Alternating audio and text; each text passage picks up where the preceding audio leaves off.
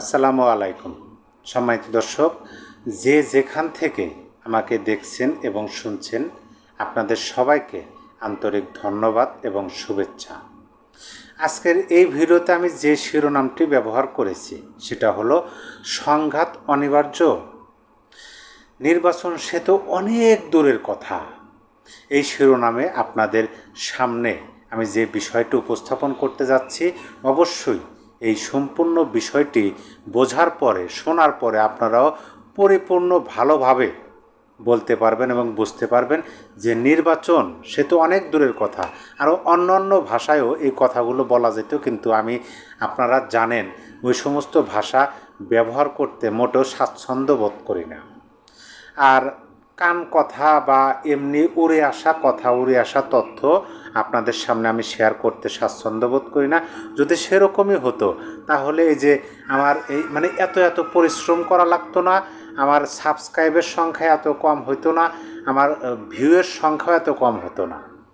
আমি যদি ওই যে মিথ্যা প্রোপাগান্ডা, যেটাকে বলে গুজব, সেরকম কিছু যদি আপনাদের সামনে শেয়ার করার চেষ্টা করতাম, তাহলে অবশ্যই আমার সাবস্ক্রাইবারও বাড়তো, আমি লক্ষ লক্ষ ভিউ আর্ন করতে পারতাম। কিন্তু আমি যেটা সত্যিকার অর্থেই দরকার, আপনাদের জানা দরকার, এবং যে সংবাদটি আপনাদের সামনে আমি উপস্থাপন করব, সেই সংবাদটি যেন সত্য এবং সুস্পষ্ট হয়, সেদিকে খেয়াল রেখে আমি আমার ভিডিও করে থাকি।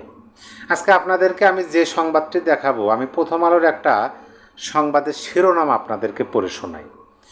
আশা করি আমার পরিপূর্ণ ভিডিওটা আপনারা দেখবেন এবং কথাগুলো শুনবেন, কারণ খুবই গুরুত্বপূর্ণ একটা বিষয় বাংলাদেশের রাজনৈতিক বর্তমান প্রেক্ষাপট অনুযায়ী। শিরোনামটি হচ্ছে এরকম: 4 দাবিতে যুগপৎ কর্মসূচিতে যাচ্ছে জামাত, এনসিপি সহ 8 দল। তার মানে জামাত, এনসিপি এবং আরও দলসহ মোট 8টি দল তারা যুগপৎ কর্মসূচিতে যাচ্ছে।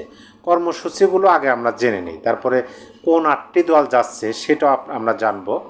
তারপরে অবশ্যই আমার নিজস্ব মতামত আপনাদেরকে জানানোর চেষ্টা করব। অবিলম্বে জুলাই সনদের বাস্তবায়ন সহ 4 দফা দাবিতে যুগপৎ কর্মসূচিতে যাচ্ছে জামাতে ইসলামী, জাতীয় নাগরিক পার্টি সহ 8টি রাজনৈতিক দল। শিগগির পৃথক সংবাদ সম্মেলন করে দলগুলো কর্মসূচি ঘোষণা করবে। সংশ্লিষ্ট দায়িত্বশীল সূত্রগুলো থেকে এ তথ্য জানা গেছে। অন্য দাবিগুলো হলো সংখ্যানুপাতিক পদ্ধতিতে জাতীয় সংসদ নির্বাচনের জন্য লেভেল প্লেয়িং ফিল্ড, অর্থাৎ সবার জন্য সমান সুযোগ তৈরি করা, এবং ফ্যাসিবাদের দোসর হিসাবে জাতীয় পার্টি ও 14 দলের কার্যক্রম নিষিদ্ধ করা।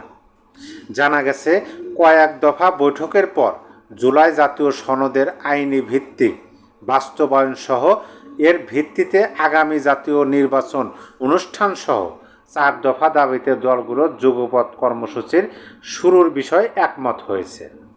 তাহলে যে সামনে যে বিশাল বড় ধরনের একটা আন্দোলনের মুখোমুখি আমরা হতে যাচ্ছি, দেখতে যাচ্ছি, সেটা আপনাদেরকে জানালাম। কারা কারা করবে সেই আন্দোলনটা, আমি সেই দলগুলোর নাম আপনাদেরকে আগে জানাই, তারপরে আমরা আমাদের মতো করে বিশ্লেষণ করার চেষ্টা করি। সংশ্লিষ্ট সূত্রগুলো জানায় এই যুগপৎ কর্মসূচিতে যুক্ত হয়েছে জামাতে ইসলামী, এনসিপি, চরমনাই পীরের দল ইসলামী আন্দোলন বাংলাদেশ, মাওলানা মামুনুল হকের নেতৃত্বাধীন বাংলাদেশ খেলাফত মজলিস, মাওলানা আব্দুল বাসিত আজাদ ও আহমদ আব্দুল কাদেরের নেতৃত্বাধীন খেলাফত মজলিস, নুরুল হকের নেতৃত্বাধীন গণ অধিকার পরিষদ, মুজিবুর রহমান মঞ্জুর নেতৃত্বাধীন আমার বাংলাদেশ অর্থাৎ এবি পার্টি, সরোয়ার কামাল আজিজের নেতৃত্বাধীন বাংলাদেশ নেজামে ইসলাম পার্টি। এই যে মোট 8টি রাজনৈতিক দলের নাম আমি আপনাদেরকে বললাম, এই 8টি রাজনৈতিক দল তারা যুগপৎ আন্দোলনে যাচ্ছে। এখন আপনি বলুন যে নির্বাচন নিয়ে বাংলাদেশের রাজনৈতিক দলগুলোর অবস্থান সম্পর্কে আমরা খুব ভালোভাবে জানি। বামপন্থী যে রাজনৈতিক দলগুলো আছেন তারা নির্বাচনের পক্ষে, জাতীয় পার্টি নির্বাচনের পক্ষে, বাংলাদেশ জাতীয়তাবাদী দল তারাও নির্বাচনের পক্ষে। অপরদিকে ইসলামী রাজনৈতিক দলগুলো সহ নতুন রাজনৈতিক দল এনসিপি, এবি পার্টি, তারা সবাই নির্বাচনের বিপক্ষে অবস্থান করতেছে।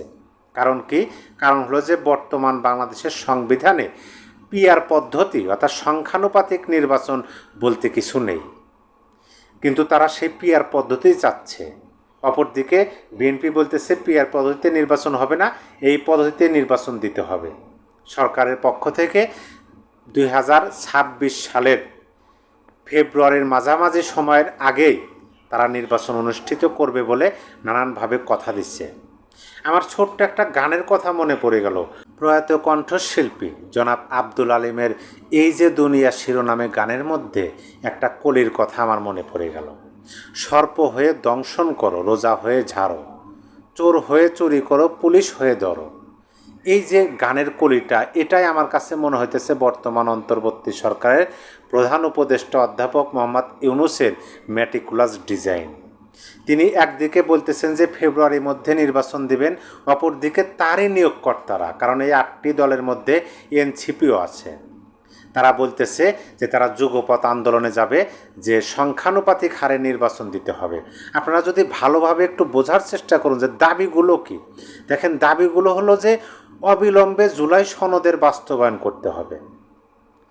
জুলাই সনদের বাস্তবায়নের পরে দাবি কি, যে সংখ্যানুপাতিক হারে নির্বাচন দিতে হবে। যদি জুলাই সনদ অবিলম্বে বাস্তবায়ন করতে যায়, সংখ্যানুপাতিক হারে নির্বাচন দিতে চায়, তাহলে কি 2026 সালের ফেব্রুয়ারির মধ্যে নির্বাচন দেওয়া কোনোভাবে সম্ভব? আমি কোনোভাবেই দেখতেছি না সম্ভব। তারপরে নির্বাচনের জন্য লেভেল প্লেইং ফিল্ড, অর্থাৎ সবার জন্য সমান সুযোগ তৈরি করা। সবার জন্য যদি সমান সুযোগ তৈরি করতে হয়, তাহলে অবশ্যই এই নিষিদ্ধের বিষয়টি আনা তো ঠিক না। মানে ওই যে মুখোমুখি অবস্থান, নিজেরাই বলতেছে যে সবার জন্য সমান সুযোগ করা, অপরদিকে আরেকটা দাবির মধ্যে আছে যে ফ্যাসিবাদের দোসর হিসেবে জাতীয় পার্টি ও 14 দলের কার্যক্রম নিষিদ্ধ করা।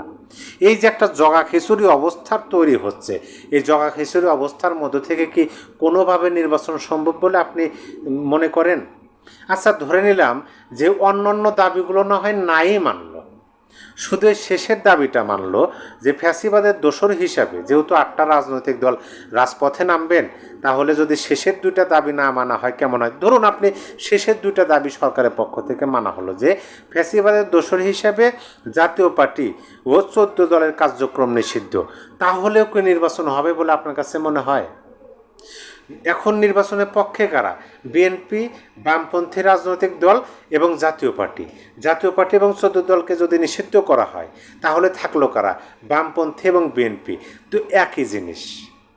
তাহলে এরা পড়ে গেল এক সাইডে, এবং অন্য সাইডে ইসলামী দলগুলো এবং জামাত সহ আমি যে দলগুলোর নাম বললাম, তারা যদি বলে যে না, পূর্ণ সংস্কার মানে ওই যে ফুল প্যাকেজ সংস্কার ছাড়া এবং বিচার সম্পূর্ণ ছাড়া নির্বাচন দিলে আমরা যাব না, তাহলে কি হবে? সেজন্য আমি এই ভিডিওতে শিরোনাম হিসেবে ব্যবহার করেছি সংঘাত অনিবার্য। নির্বাচন সে তো অনেক দূরের কথা, এভাবে নির্বাচন হয়? যদি সরকারের নিয়োগকর্তা এনসিপি যদি রাজপথে না নামতো, তাহলে আমরা এই কথাগুলো বলতাম না। কিন্তু এই কথাগুলো আমাদের বলতে হচ্ছে, এজন্য বলতে হচ্ছে যে সরকারকে যারা নিয়োগ করলো তারাই বলতেছে যে না, নির্বাচন হবে না, নির্বাচন হলে এই কাজ করতে হবে। আর যদি তাদের কথা মূল ওই কাজগুলো সম্পূর্ণ করার পরে নির্বাচনে যাইতে হয়, তাহলে তো আমি দেখি যে 29 সালের আগে কোনো নির্বাচনই হচ্ছে না দেশে। আমার খুবই কষ্ট লাগে, খুবই দুঃখ লাগে সেই সমস্ত মানুষের জন্য, যে সমস্ত মানুষ 2024 জুলাই আগস্ট আন্দোলনে ভোট দেওয়ার জন্য রাজপথে নেমেছিল, নিজেদের ভোটাধিকার প্রয়োগের জন্য রাজপথে নেমেছিল। তাদের জন্য আমার কষ্ট হয়। তারা কেন আজকে কথা বলে না? কেন আজকে তারা ভোট দিতে চায় না? 1টি বছর অতিবাহিত হয়ে গেছে, সামনে ফেব্রুয়ারিতে নির্বাচন, সেটাও অনিশ্চয়তা। এখনও অনিশ্চয়তা তো না, এটা স্পষ্টভাবেই এখনও অনেকে বলবে যে নির্বাচন হচ্ছে না। কিভাবে নির্বাচন হয়? সরকারের পক্ষ থেকে বলা হচ্ছে যে নির্বাচন যদি 2026 সালের ফেব্রুয়ারির মধ্যে না করা যায়, জাতি বিপাকে পড়ে যাবে। আর 8টা রাজনৈতিক দল তারা অলরেডি ঘোষণা দিয়ে দিচ্ছে যুগপৎ আন্দোলন করবে। আমি তাদের দাবিগুলো দেখেই তো হতবাক, মানে অবাক হয়ে গেছে। আমি বিস্ময় প্রকাশ করতেছি, আতঙ্কিত বোধ করতেছি যে এরা আদৌ চায় কি বাংলাদেশের যে পরিস্থিতি, এই পরিস্থিতি যদি ফেব্রুয়ারিতেও নির্বাচন না হয়, আল্লাহ মাহবুদই জানেন কোথায় যাবে এদেশের পরিণতিটা হয়। আমি শেষে শুধু আপনাদেরকে মানে তাদের দাবিগুলো আর একবার জানাই। জুলাই সনদের বাস্তবায়ন পিয়ার পদ্ধতিতে নির্বাচন, 3 নম্বরে লেভেল প্লেয়িং ফিল্ড, 4 নম্বরে ফ্যাসিবাদের দোসর হিসাবে জাতীয় পার্টিকে নিষিদ্ধ এবং 14 দলের কার্যক্রম নিষিদ্ধ। মানে এই যে দাবিগুলো, এই দাবিগুলো আদৌ বাংলাদেশের সঠিক ধারায় রাজনীতি করা বা গণতান্ত্রিক পন্থায় রাজনীতি করার মতো মন মানসিকতা এদের মধ্যে আছে কিনা, সেই প্রশ্নটাই এখন সামনে চলে আসবে।